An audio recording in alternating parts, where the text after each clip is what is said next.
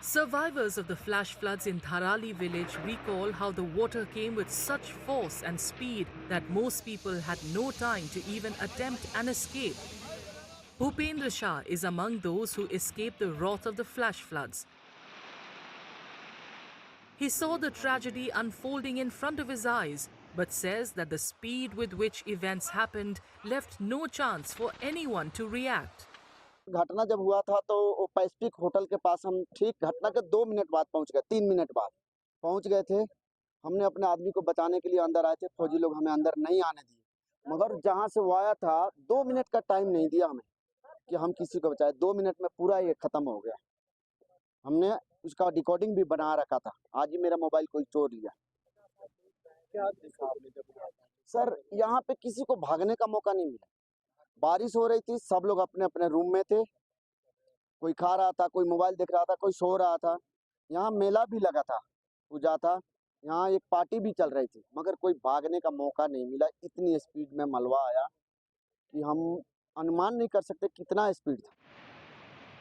Dharali is the main stopover on the way to Gangotri, from where the Ganga originates, abounding in hotels, homestays, restaurants and guest houses.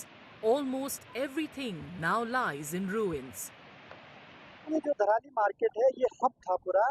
ये दरअसल ये जो चार धाम यात्रा होती है उसके जो एक धाम है गंगोत्री धाम, उसके मेन पड़ाव पे ये था।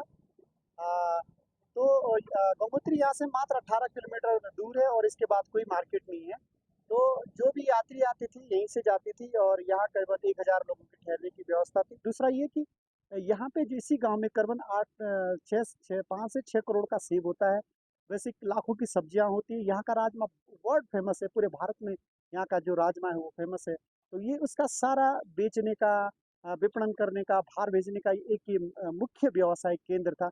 इस कारण ये जो बाजार था ये बहुत ज़्यादा इम्पोर्टेंट था। सर जैसे हम दुकान में थे, हल्की सी सीटी बजी, तो एकदम से सीटी बजी जैसे तक हमने सोचा ये क्या हुआ है।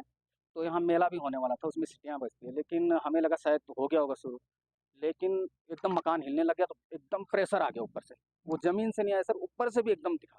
तो जैसे भागने लगे तो उसने इतना टाइम नहीं दिया किसी को भी। The flash flood in Dharali on Tuesday afternoon demolished buildings and swept away people and cars.